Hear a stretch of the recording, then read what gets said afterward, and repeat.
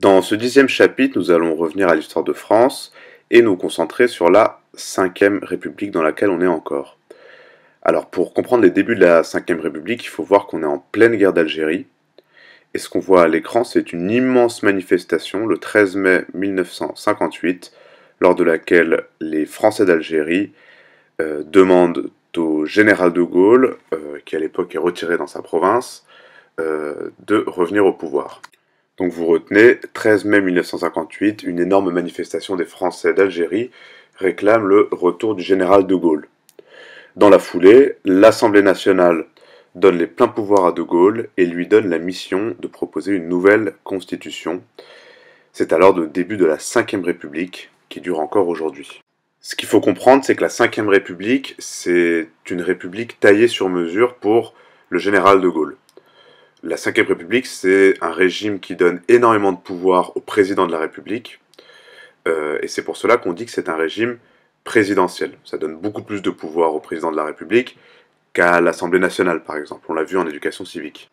La 5e République a connu de grandes crises, comme les autres régimes. Ce que vous voyez là à l'écran, c'est les énormes manifestations de mai 1968, lorsque des étudiants qui avaient envie de plus de liberté, de moins d'autorité, etc., se sont rebellés, et ils ont été rejoints par des millions et des millions de salariés, ce que vous voyez à l'écran, ce qui a conduit à un mouvement social énormissime. Voilà.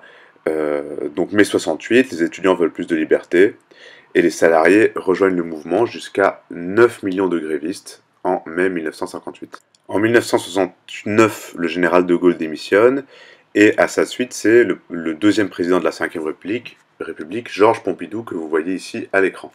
On a Giscard, Valéry Giscard d'Estaing, en 1974, François Mitterrand, en 1981, puis là on se rapproche un peu de nous, 1995, Jacques Chirac,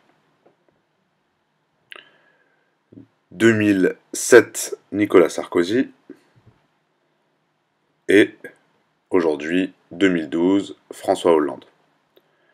Donc on a en tout et pour tout, en plus de Charles de Gaulle, 6 présidents dans la 5e République, qui ont connu parfois ce qu'on appelle la cohabitation, avec un président d'un parti politique, par exemple de droite, et un Premier ministre d'un autre parti politique, par exemple de gauche. Et enfin, il faut que vous connaissiez plusieurs réformes importantes de la 5e République, qu'on étudiera plus en détail. En 1974, la majorité est ramenée à 18 ans, avant on était majeur à 21 ans, et en 1975, l'avortement est légalisé. Donc il y a eu beaucoup d'autres réformes, mais c'est deux réformes positives que vous devez absolument connaître.